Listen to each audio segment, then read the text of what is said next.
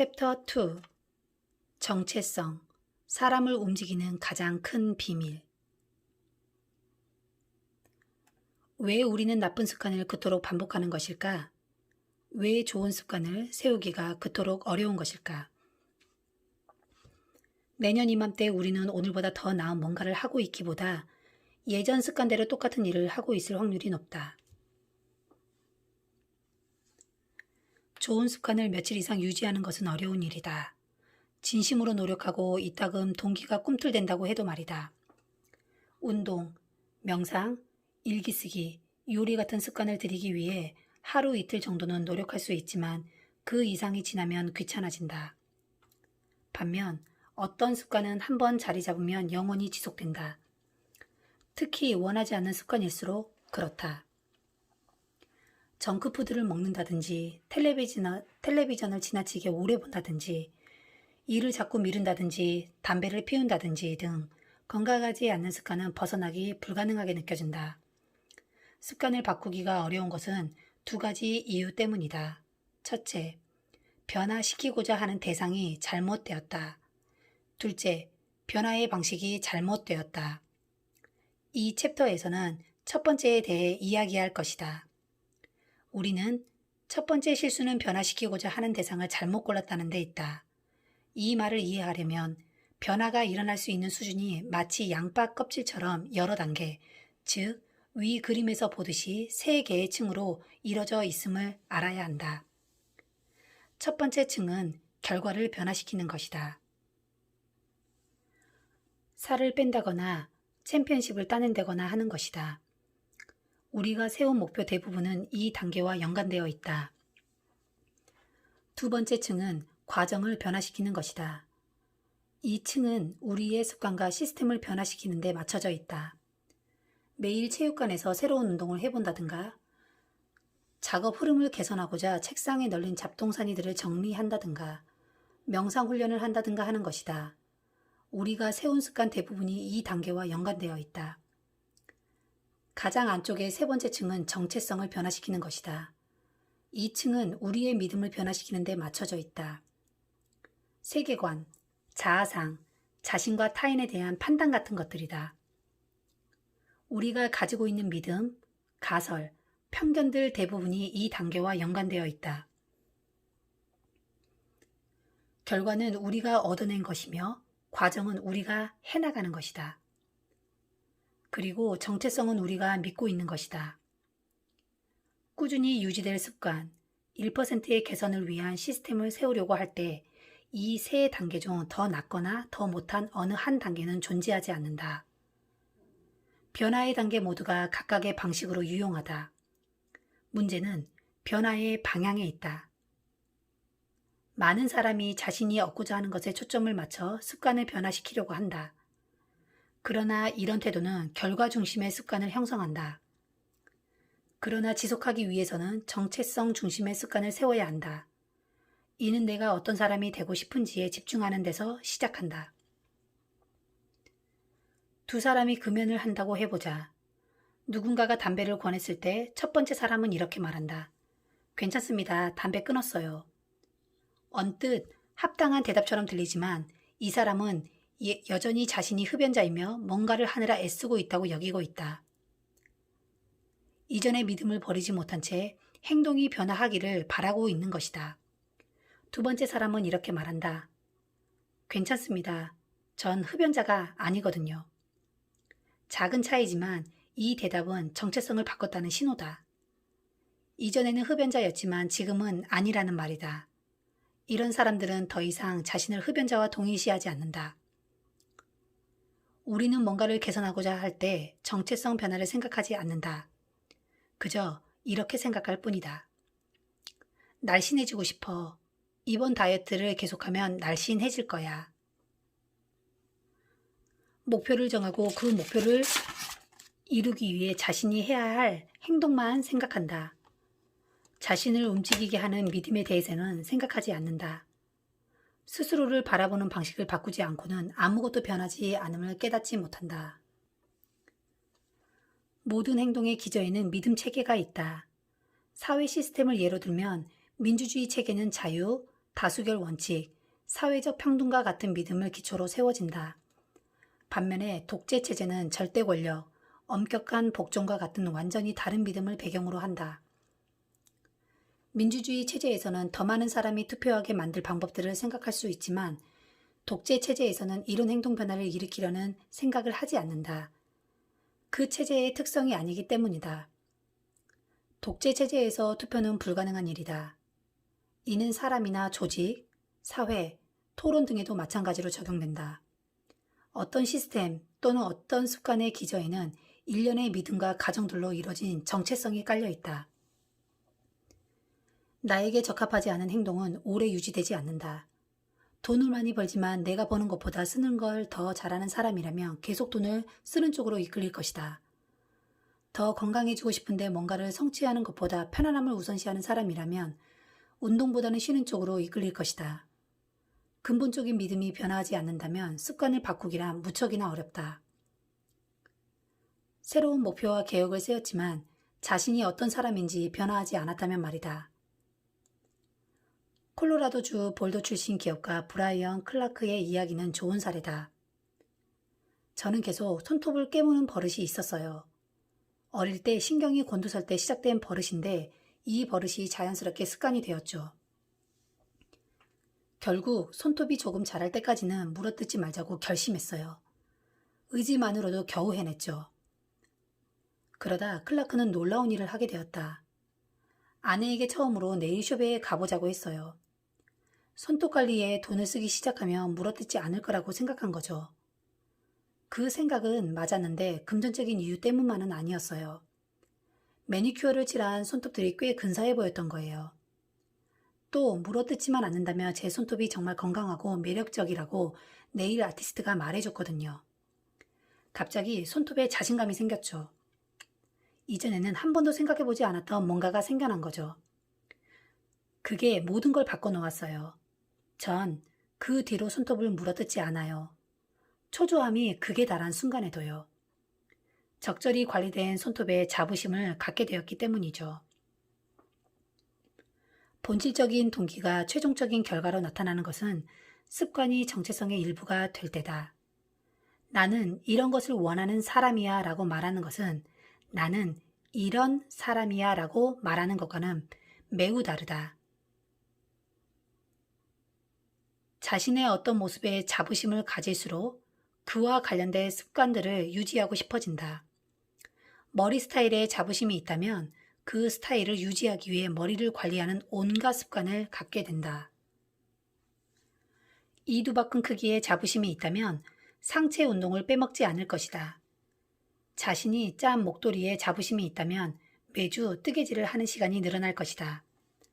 일단 뭔가와 관련해 자부심이 생기면 이를 위한 습관을 유지하려고 필사적으로 애쓸 것이다. 진정한 행동 변화는 정체성 변화에 있다.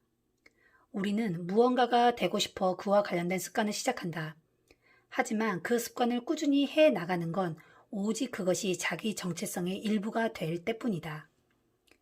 누구든 한두 번쯤 체육관에 가거나 건강한 음식을 먹을 수 있다.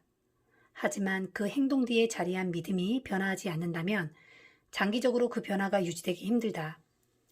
변화는 나라는 사람을 구성하는 특성의 일부가 되기 전까지는 일시적일 뿐이다. 목표는 책을 읽는 것이 아니라 독서가가 되는 것이다. 목표는 마라톤을 하는 것이 아니라 달리기를 하는 사람이 되는 것이다. 목표는 악기를 배우는 것이 아니라 음악을 하는 사람이 되는 것이다. 우리가 하는 행동들은 대개 각자의 정체성을 반영한다. 우리는 의식했든 의식하지 않았든 자신이 어떤 사람인지 스스로가 믿고 있는 대로 행동한다. 연구에 따르면 사람들은 자신이 어떤 유형의 사람이라고 믿을 경우 그 믿음과 일치하는 방향으로 행동하는 경향이 있다고 한다. 예를 들어 스스로 투표하는 사람이라고 믿으면 단순히 투표라는 행위를 해야겠다고 생각하는 사람보다 더 많이 투표하는 경향이 있다. 자신의 정체성에 운동하는 사람을 집어넣은 사람은 일부러 운동해야겠다고 결심하지 않는다. 자신의 정체성에 맞는 일을 실행하기는 쉽다. 그래서 행동과 정체성이 완전히 조화를 이루면 더 이상 행동 변화를 추구하지 않아도 된다. 이미 스스로 그렇다고 믿고 있는 유형의 사람처럼 행동하기만 하면 된다. 습관 형성과 관련된 다른 모든 측면들처럼 이 역시 양날의 검이다.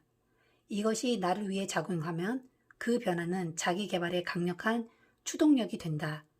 이것이 나와 반대로 작용하면 저주가 될 수도 있다. 일단 어떤 정체성을 수용하면 그에 따라 변화가 이뤄지기 쉽다. 많은 사람이 스스로 인지하지 못한 상태에서 자신의 정체성이라고 생각하는 규범을 맹목적으로 따르며 살아간다. 난 지시받는 게 끔찍하게 싫어. 난 아침형 인간이 아니야. 난 사람들 이름을 잘 기억 못해. 난 늘 지각해. 난 기계랑 친하지 않아. 난 수학을 정말 못해. 이 밖에도 수천 가지 다양한 유형이 존재한다. 수년 동안 스스로에게 한 가지 이야기를 반복해서 들려주면 어느새 익숙해져서 이를 사실로 받아들이기 쉽다. 그러면서 어떤 특정한 행동에 그 일은 나답지 않아라면서 저항하기 시작한다. 자아상을 유지하기 위해 스스로를 압박하고 그 믿음에 부합하는 방식으로 행동하는 것이다. 자신이 아닌 것, 자신과 반대되는 것을 피하려고 한다. 자신의 성향과 관계된 어떤 행동이나 생각이 심화될수록 그것을 바꾸기는 더욱 어려워진다. 자신의 문화적 믿음, 자아상을 지탱하는 일을 하는 것, 개인 성향은 설령 잘못된 것일지라도 일단은 믿는 게 편안할 수 있다. 개인이든 집단 또는 사회든 긍정적인 변화를 가로막는 가장 큰 장벽은 정체성 갈등이다.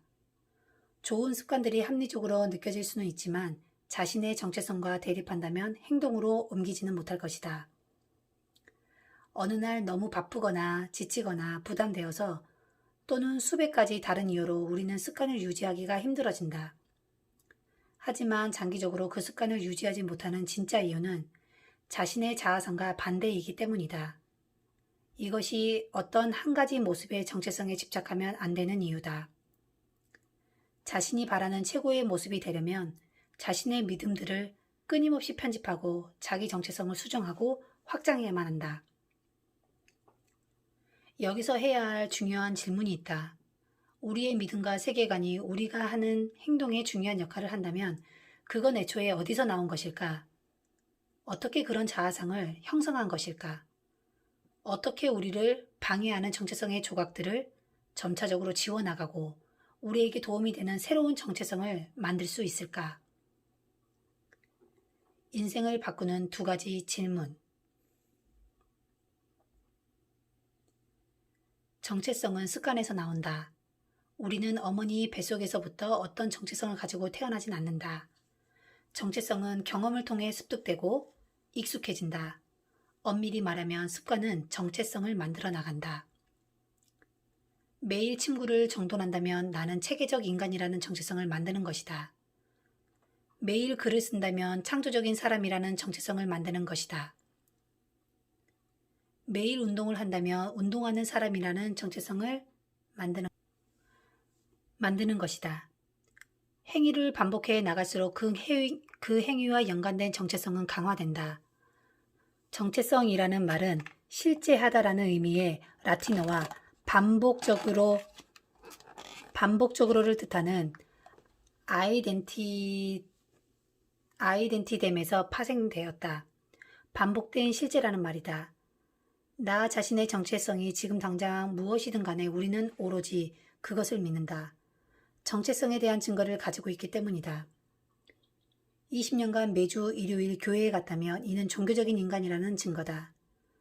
매일 밤 1시간씩 생물학 공부를 한다면 이는 학구적이라는 증거다.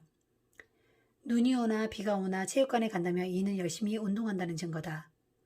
어떤 정체성에 대한 증거가 쌓여갈수록 그 정체성은 더욱 강화된다. 나는 어린 시절에 나 자신이 글 쓰는 사람이라는 생각은 하지 않았다.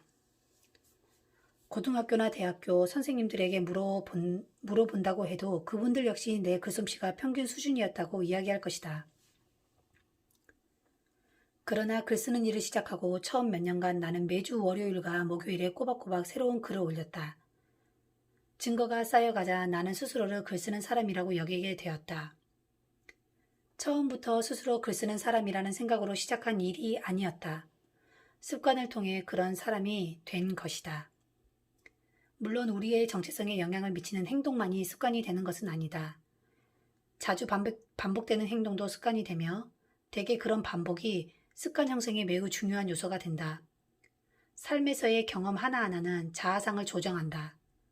그렇지만 공을 한번 찼다고 해서 누구나 스스로를 축구하는 사람으로 여기진 않는다.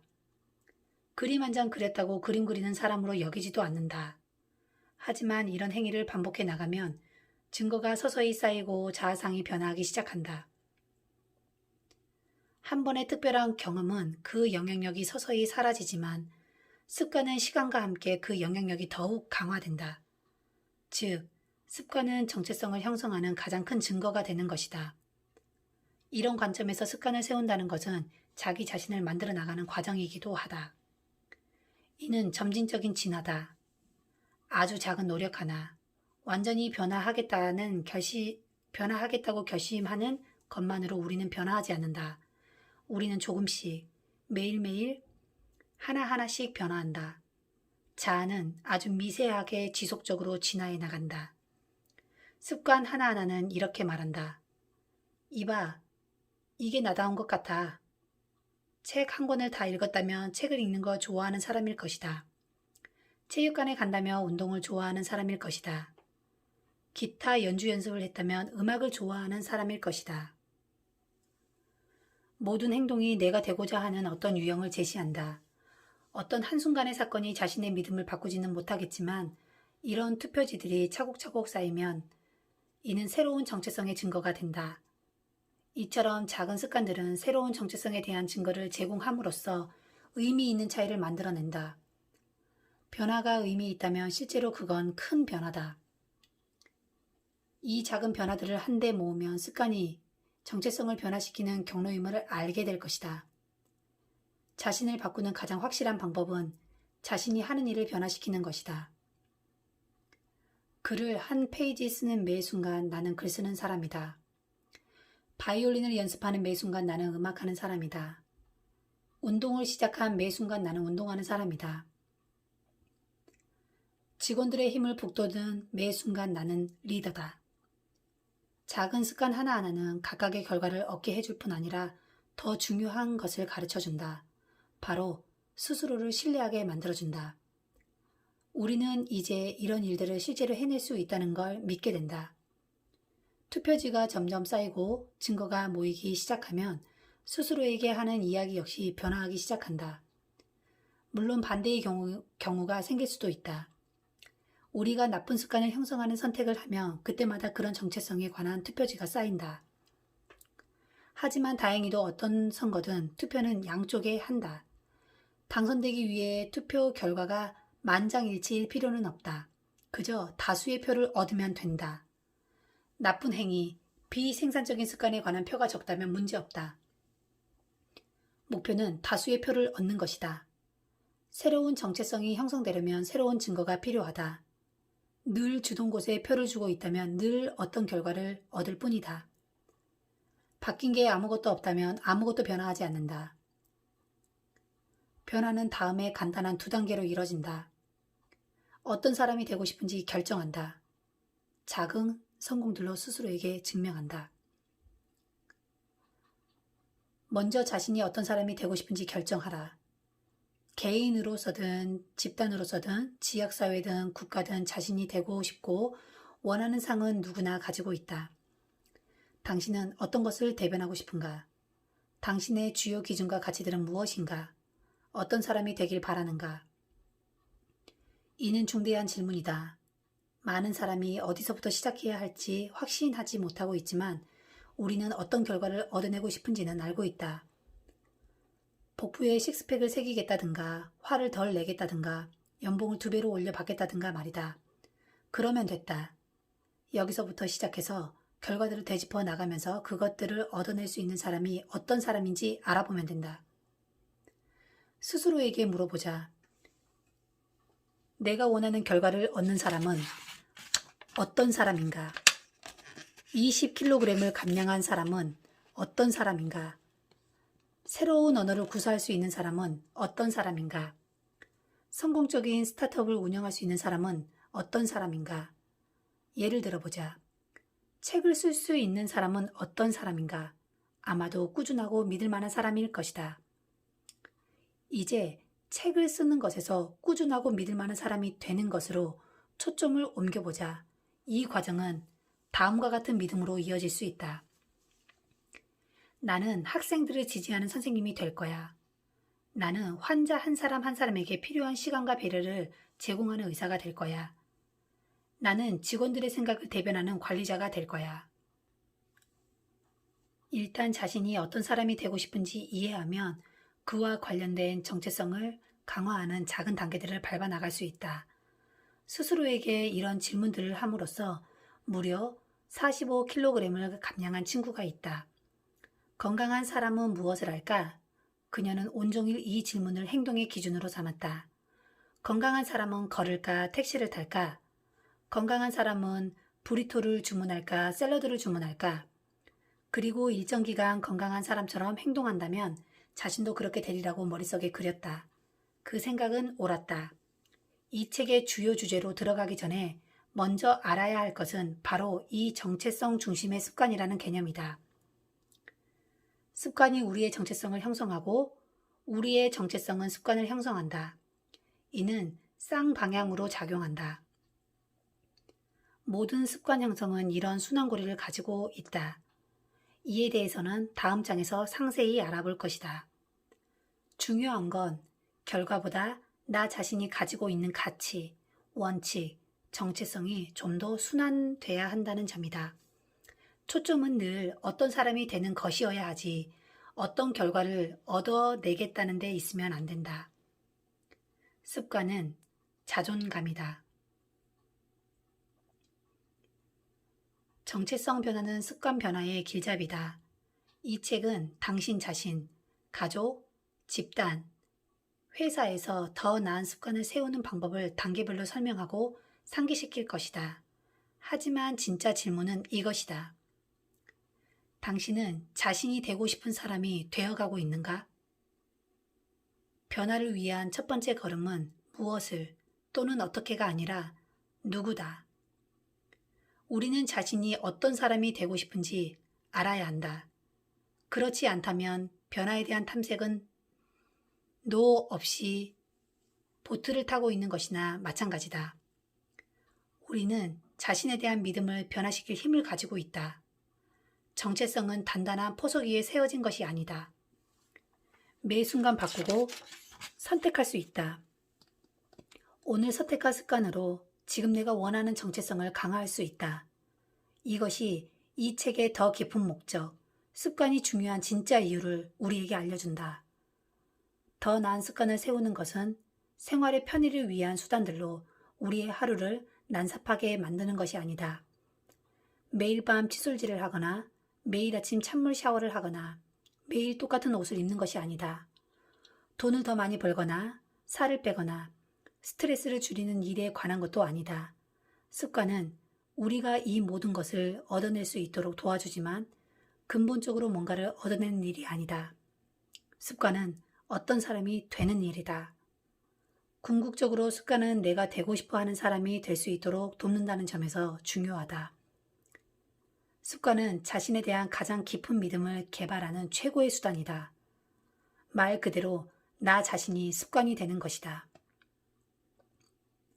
서머리. 행동 변화에는 3단계가 있다.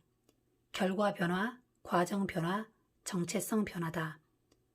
습관을 변화시키는 가장 효율적인 방법은 얻고 싶은 결과가 아니라 되고 싶은 사람에 초점을 맞추는 것이다. 정체성은 습관으로 만들어진다. 모든 행동은 자신이 되고자 하는 사람에 관한 증거가 된다. 자신이 원하는 사람이 되려면 자신의 믿음을 끊임없이 편집하고 자신의 정체성을 수정하고 확장해야만 한다.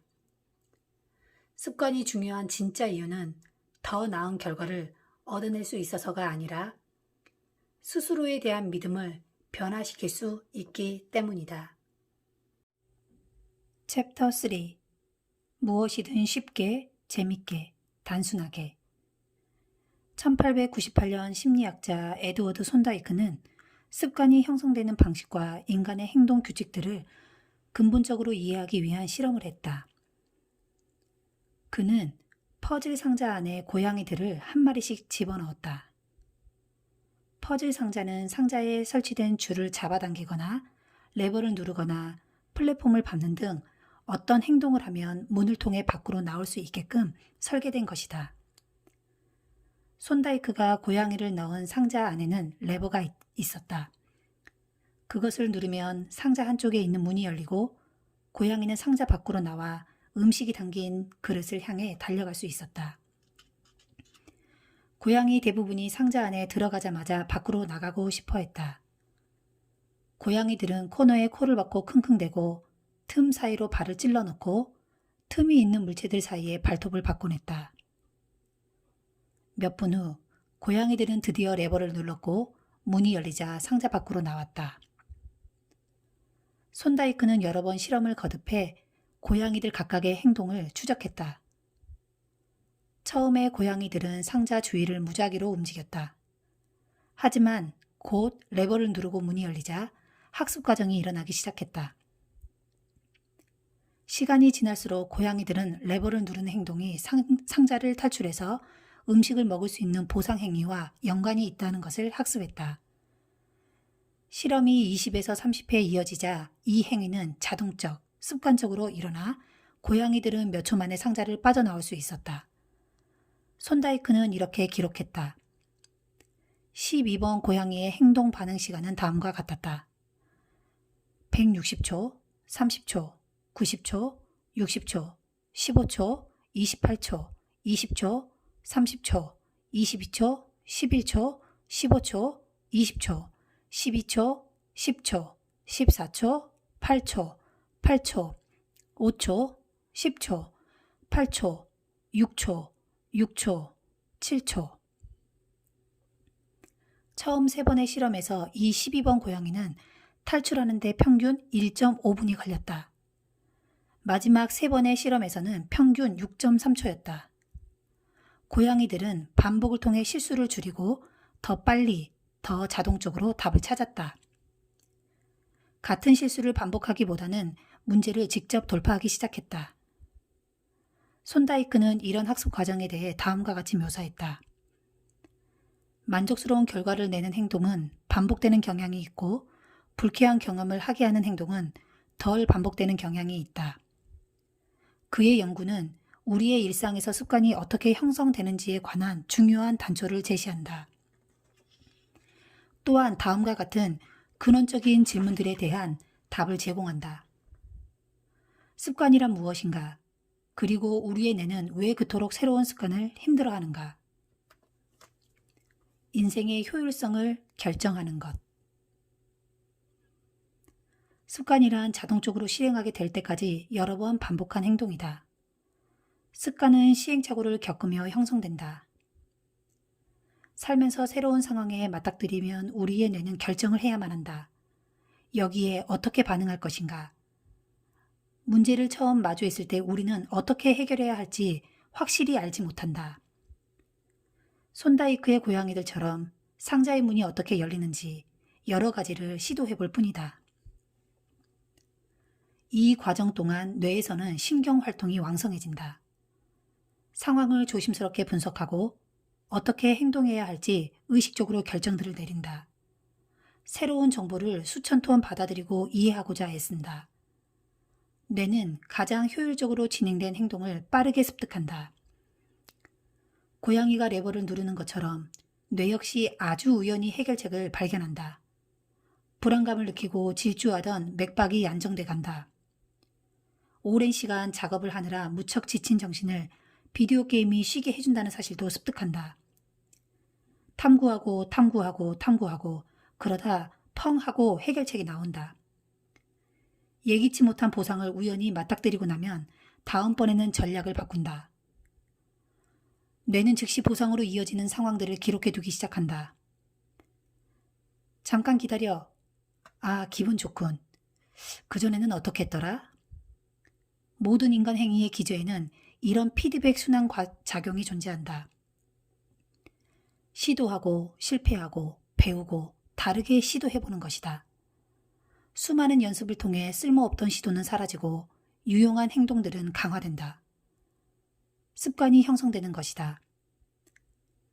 반복적으로 발생하는 문제에 부딪히면 이제 내는 문제 해결 과정을 자동화하기 시작한다.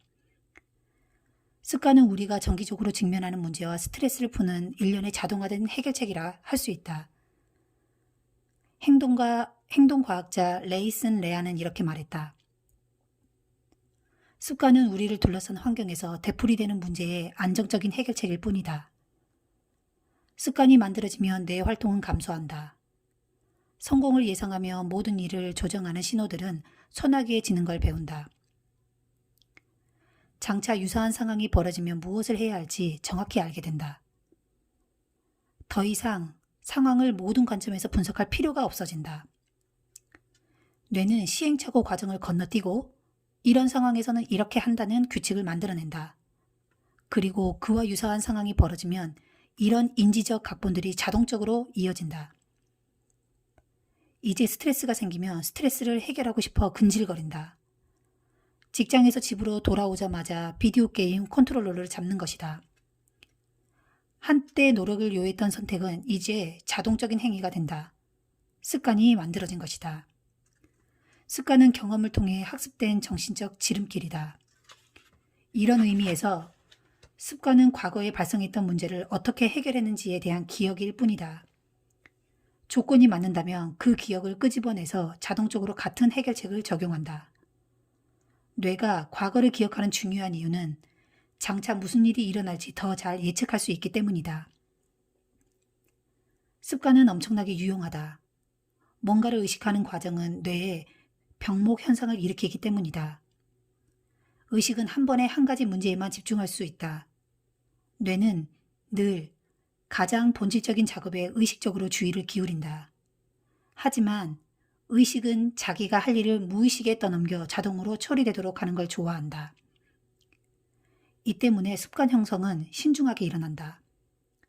습관은 인지 부하를 줄이고 정신의 수용량을 늘려 우리가 다른 일에도 신경 쓸 수 있도록 해준다.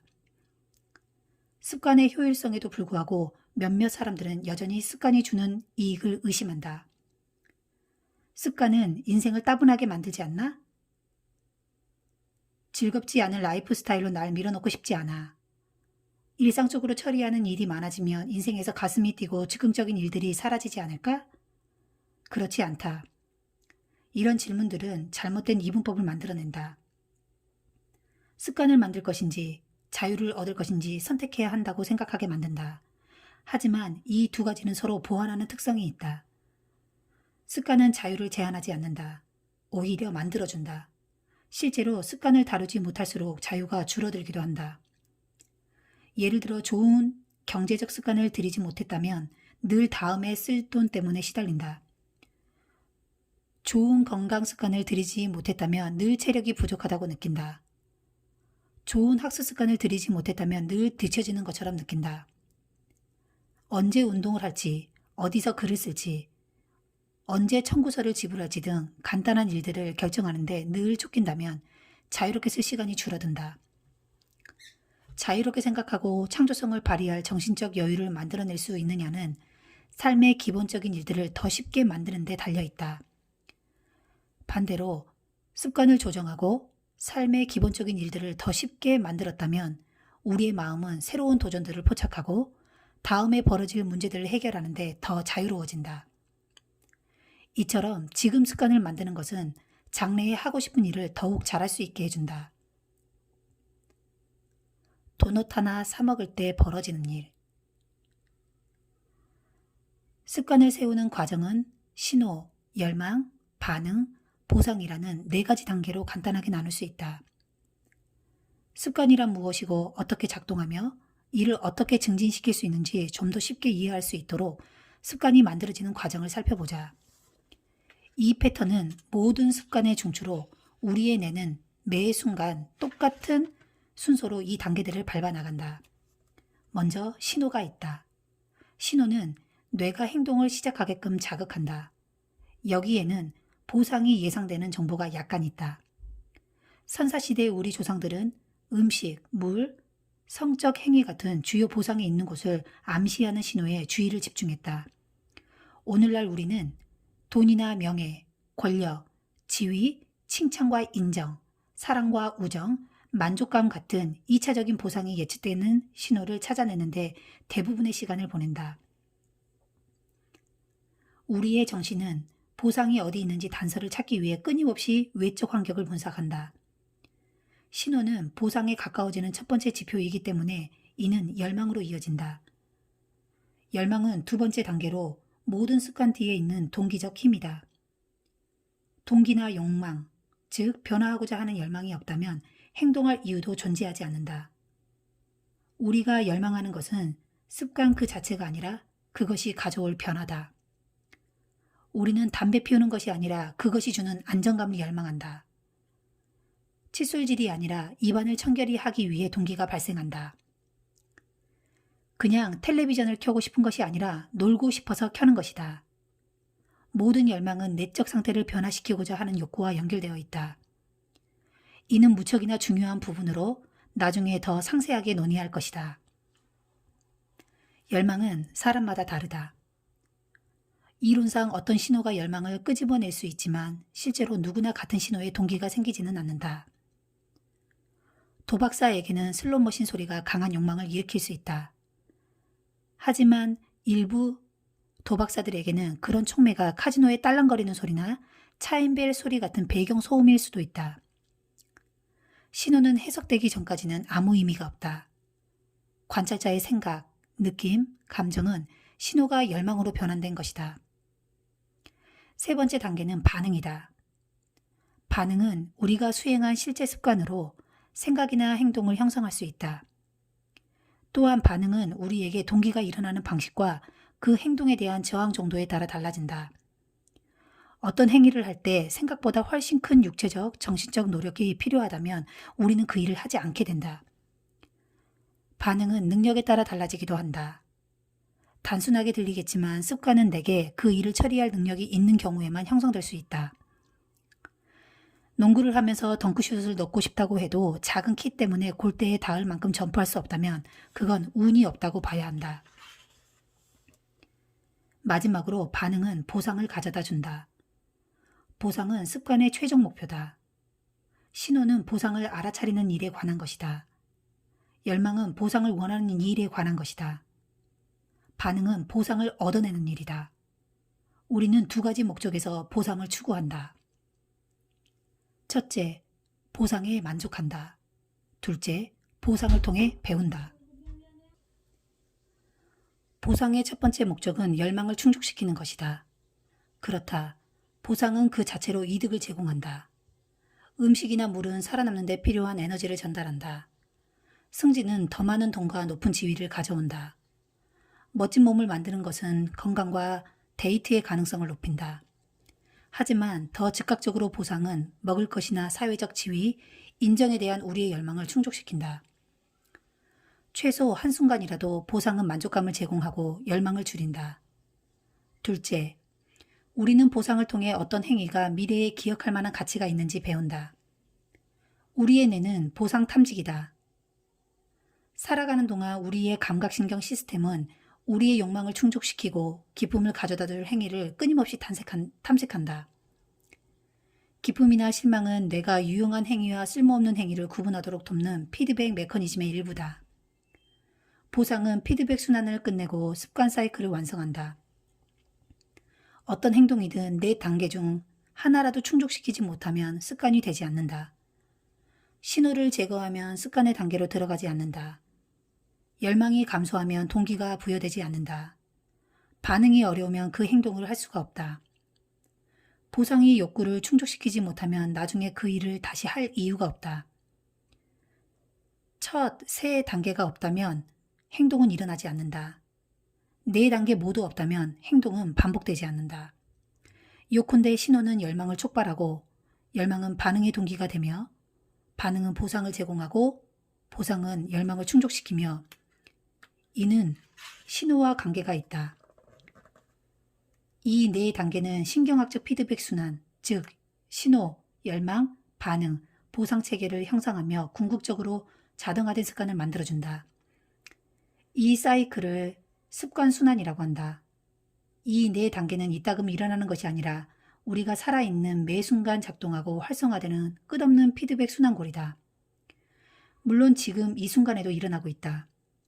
뇌는 지속적으로 환경을 살펴보고 다음에 일어날 일을 예측하고 다른 반응 등을 시도하고 결과에서 배운다.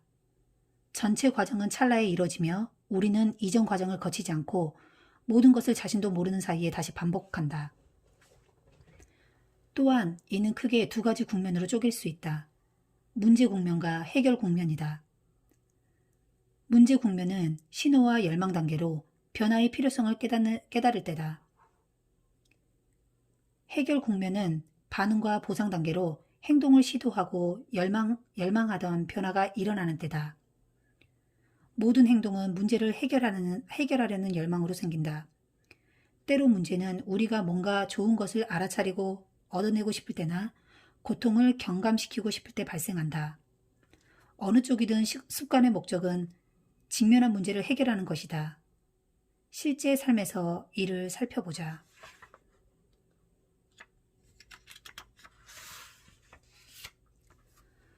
어두운 방 안으로 걸어들어가 전등 스위치를 켰다고 해보자.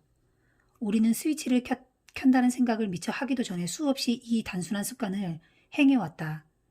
몇 초 안에 이 네 가지 단계를 모두 밟은 것이다. 생각하지 않고도 행동하려는 시도가 일어났다. 어른이 되어갈수록 습관이 우리 삶을 운영하고 있다는 것을 우리는 거의 알아차리지 못한다. 우리는 대부분 매일 아침 신는 신발의 끈을 묶는다든가 토스터를 사용한 후에 전원을 끈다든가 퇴근하고 집에 와서 편안한 옷으로 갈아입는다든가 하는 일은 의식적으로 하지 않는다. 수십 년간 정신적 프로그래밍이 진행된 후 자동으로 이런 행동과 생각 패턴으로 넘어온 것이다.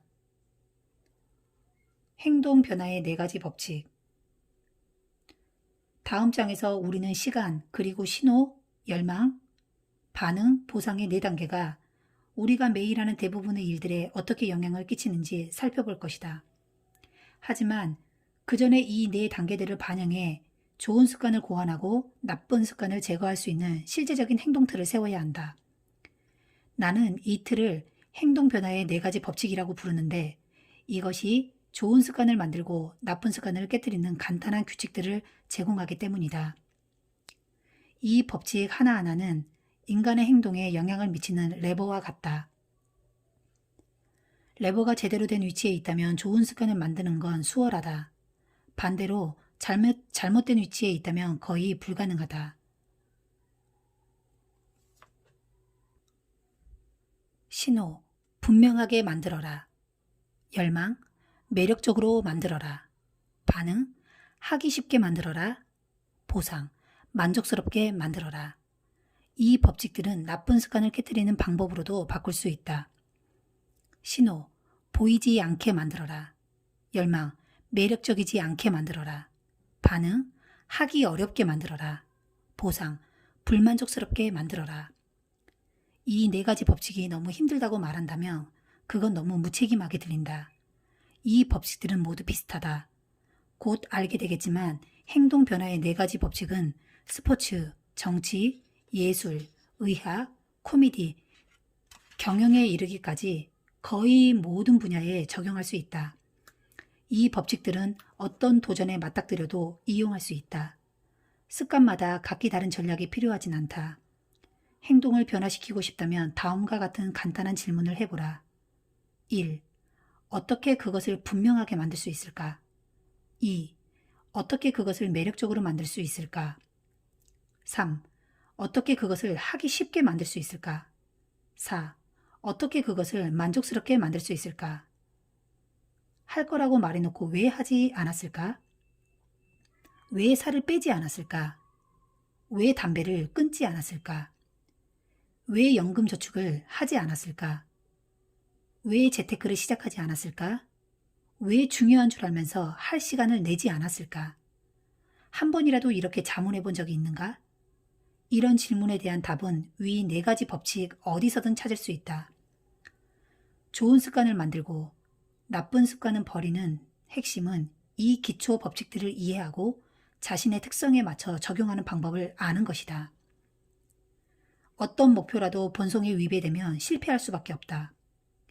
습관은 각자의 인생에 존재하는 시스템에 따라 다르게 형성된다. 이제는 이 법칙들을 하나씩 살펴볼 것이다. 그리고 좋은 습관을 자연스럽게 형성하고 나쁜 습관들을 버리는 시스템을 만드는 과정에서 이 법칙들을 어떻게 이용할지 설명할 것이다. 서머리. 습관은 자동적으로 실행될 때까지 여러 번 반복한 행동이다. 습관의 궁극적인 목적은 적은 에너지와 노력으로 인생의 문제들을 해결하는 것이다. 모든 습관은 신호, 열망, 반응, 보상의 4단계의 피드백 순환으로 쪼개어 살펴볼 수 있다. 행동 변화의 4가지 법칙은 더 나은 습관을 만드는 데 이용할 수 있는 규칙이다. 첫째, 분명하게 만들어라. 둘째, 매력적으로 만들어라. 셋째, 하기 쉽게 만들어라. 넷째, 만족스럽게 만들어라.